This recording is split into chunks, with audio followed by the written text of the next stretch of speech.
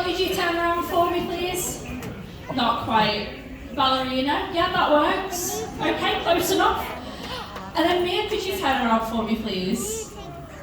We're just waiting for... Oh, he's on his way. There we go. You turn around for me? Thank you. So, as you can see with Charlotte being our best ballerina in the aquarium, as well as Mia, I don't know what Mia's up to either. Not quite, you're not a sea lion. Well, turn around for me. There we go. There we are. So on their backs, you can see that they're wearing 2 cylinders. Mia, come on, turn around. Now, on their back, you see Mia's wearing 2 cylinders there. That first one is her main tank, which holds an hour and a half air, and that second is their pony tank, which holds 30 minutes of air.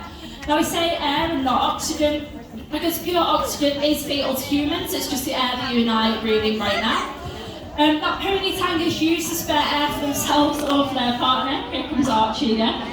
And you can see on Charlotte that her pony tank is connected to a spare regulator, which is bright yellow. This means it's easy to link it in case of an emergency. It's called the Octopus, and it just helps them out if they do need a spare bit of air.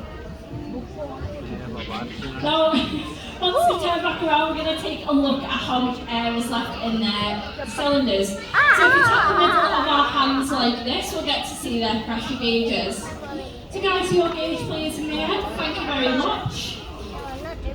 So Mia is on 200 bar exactly, which is a full tank. And then thank you, Charlotte. Charlotte is also on 200, so she's got it full as well. Now we've got that 200 bar to last an hour and a half. When it gets down to that tiny red section, that means we've got 15 minutes left to either swap tanks or to leave the water. Finally, as you can see, their communication is very visual based. If our 2 girls can't see each other in the water, then they're not going to be able to talk to each other.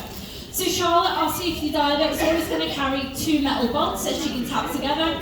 This will make a very loud noise that Mia will be able to hear at any point in our tank. So finally, if you tap 2 fingers together like this for me, we'll see if we can hear her bolts. Not your fingers, Charlotte, come on, you know where they are. They're the ones. Yes, please. So if you all listen really carefully, you could do better than that, Charlotte. Come on, give us a few more. Don't encourage her, don't encourage her.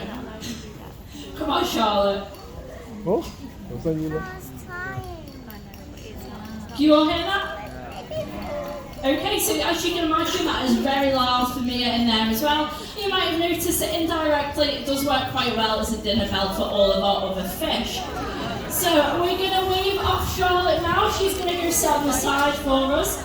She's going to keep an eye on Mia once Betty's moved out the way. So we don't want to wake up Betty. Obviously this is her home. It's like going into someone's bedroom and waking them up. So it's not too pleasant for Betty. So we can wave Charlotte off now. Don't just stand there. Come on, go sit on the side.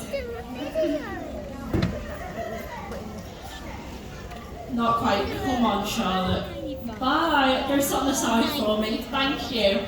And then Mia, could you go get the food for our stingrays, please? Yes, go on. Say bye to Archie. There we go. So Archie, being our assistant today by the looks of it, is just going to keep the spot ready for the girls when they come back down. He's probably going to storm off us immediately once they leave. There we go. As he is, like I said, he's probably a dog in another life, and you can really see that as he does throw a tantrum if he doesn't get attention. Once they stop rubbing his belly, he just leaves. He's not really bothered. So for the next part of the show, Mia is going to be hand-feeding our Southern Atlantic stingrays once Alfie has moved out the way. Like I said, crazy shark, likes to bump into windows as he's very nosy. That's just how he is. So when Mia comes down, she did nearly just trip over Alfie then. She's going to be hand-feeding all 11 of our Southern Atlantic stingrays in what's called a target feed. Now the way target feed works is Mia is going to hand feed each of our 11 rays. This way she can keep track of who's eating what and when, and it's the best way to make any necessary changes to their diets depending on their age, their size or their health. This target feed isn't just used with our stingrays, we also use it for our giraffe catfish, for example, who lives in Lake Malawi. It's really useful if one of our animals have a different dietary requirements to their tent mates. We also do it for our sharks as well, as they're such big animals, we need to make sure that they get enough food during the week.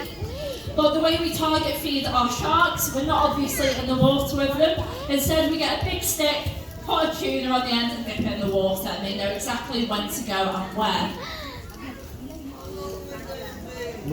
So right now, Charlotte's just tapping those two bolts together, not as a warning to Mia, but as a form of classical conditioning for our stingrays.